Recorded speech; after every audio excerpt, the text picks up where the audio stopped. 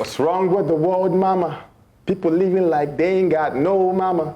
That was Black Eyed Peas back in 2003. And 20 years later, that line still feels like a prophecy. Because sometimes I look around and I wonder, what world are we building? What world will I raise my kids in? We live in an age where fake is the new real.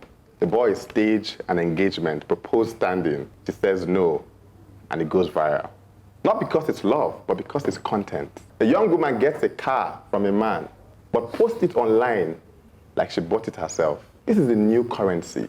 Validation, not truth. Fake it till you make it. No, now it's fake it till you lose yourself. Then add to it AI, robotics, and deepfake. You scroll through feeds and don't even know what is real anymore. A new stats showed that 23% of content online are AI generated. And then there's parenting. 12 years old in clubs. Young parents raising kids like their pets or worse, like their playmates. Respect and boundaries are evaporating. Families are cracking at the foundation. But here's what really terrifies me. Our governments are clueless. Across Africa, and especially in Nigeria, the very people who should be shaping policies to protect us are governing blind. They don't understand the speed of technology, the weight of culture, or the chaos of this new world. They go with vibes while the world is shifting under our feet. So I ask myself, what's the next 20 years going to look like? If AI and social media have already turned society upside down in just a decade, what about when my children come of age? What will be left for them? This is not just a cultural crisis, it's a leadership crisis. Government must wake up. We need policies that match this time. Digital literacy, family support, value-based system, protection for the next generation. Because if we keep normalizing this abnormal, if we keep raising children in chaos, if our leaders keep sleeping at the wheel, then the world we hand over would not be worth inheriting. So I ask again, what's wrong with the world, mama? Fake news has always been a tool that politically connected elites use to advance their own interests. What is changing now is the method of delivery. And where I worry is, geopolitically speaking, we in this part of the world, we're at the bottom of the food chain. We will be victims. That's my own worry. But the fact that there's fake news and all of that, I don't worry about that intrinsically, because I know that throughout history, and I could give you other examples in other parts of the world. The American Revolution, where the Americans eventually kicked out the British. George Washington, Thomas Jefferson, the rest of them, they used fake news. I believe that what is needed is the courage to be different. Families are facing an onslaught. There's an onslaught on family values and the family unit, just as it is. People are trying to redefine what it is and what the basic belief system should be. And these are, in many ways, calculated, actually even propaganda, calculated campaigns. And so what do you do? I'm a parent. My children are between the ages of 24 and 18. So they're kind of at the center of these changing dynamics. And I think the first thing is to believe when you see something and it looks like it's dangerous, even if everybody else is saying it's okay, trust your instinct and trust your guts and try to spend more time with your family, like isolate them a little bit so that you create an environment that's like a cocoon where you imprint on them, you teach them certain values and keep them away enough. It doesn't mean they're separated, but there has to be enough to reinforce. Limit their engagement with social media and certain things for a long period until their values are formed, or as long as you possibly can. And then there's this other thing. Find other families that have like values and try and work with them. So that's where your children can go for visits, play dates, different things. So they are reinforcing that world that you're building for your children? Like Sheta said, social engineering is not a new concept. The elites are always going to use it to control the masses.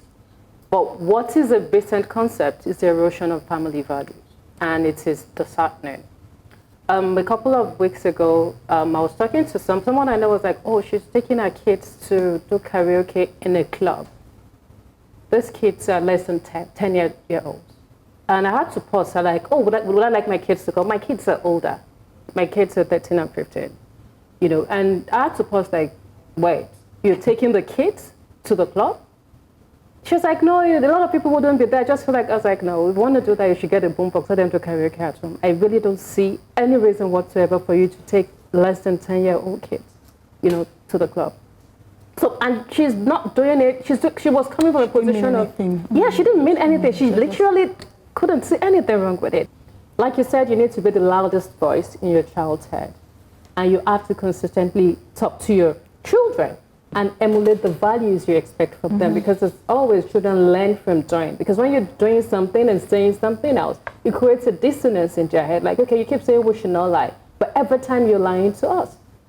As a parent, I'm scared. Like, at every point in time, like this morning, I went to my daughter's room 3 times. And all the times I saw her, she was on the phone. The point I'm like, so I'm just glad you're going back to school, you know, over the weekend, and then we'll get a break from this phone thing. What precisely are you watching? And then it's one random YouTube videos about random things. Like, this is brain rotting. You know, and I'm still trying to be the cool mom at the same time, but it bothers me greatly. Like, okay, I'm just glad that, okay, we will not be having this digital thing in a couple of days. But parenting is one of the most difficult things to do. You know, because here you have these human beings that you are responsible for, but they are their own self-agent. No matter how you try to key them into a particular line, they will still do what they want to do. And so we are challenged by it, but we're once teenagers. Yeah. We're once kids as well. And we also once rebelled against our parents and our people because we felt that they were not cool enough, you know, in tune with the times. And we wanted to do certain things, you know. We wanted to use a Walkman when they wanted us to watch big screens. We wanted to do things differently. And so over time, what I've seen is that it's almost like it's a losing war. Yes. As long as humans will innovate, there will always be the opportunity to have all these cultural revolutions that are more modern. And that's where I have a concern with AI, and where AI is going. And those concerns also stems from the fact that from time, regulation always lags behind innovation. For me, it boils down to parenting. That's what I wrote there. I said, look, regulation will always be behind. We will always struggle to be able to get ahead. But at the end of the day, what matters to the child is the examples he sees in the home. And this is how I say it. I say that there's no way my son will grow up tomorrow to start beating his wife if I'd never beat his mom.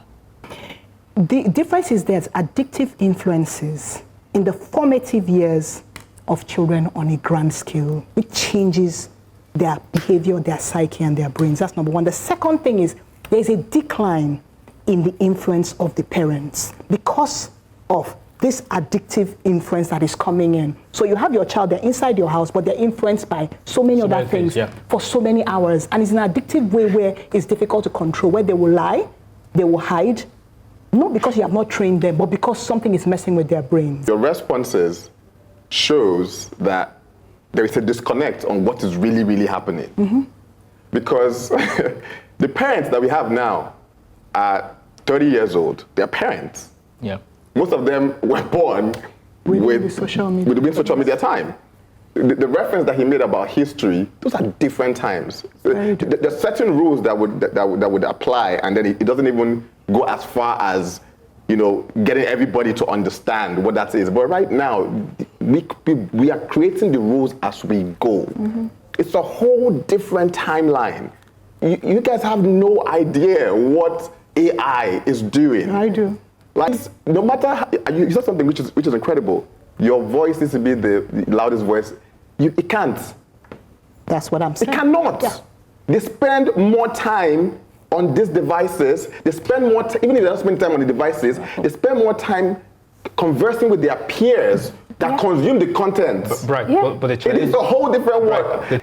17-year-old kid is worth $5 million.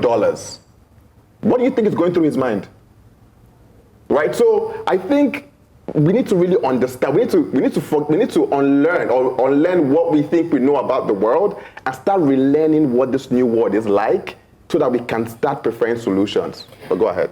Take us back to the conversation I was having with Cheta earlier. Like, the world as we know it has changed, and it's never going to come back. Well, we have been presented with a roadmap, and we either take the road less traveled, or we better keep our complaints to ourselves. When the predictable occurs, which road would you choose? It starts by joining us at the table to tackle the issues that matters to all of us. Till next time, it's goodbye from all of us. Okay, bye. Namaste.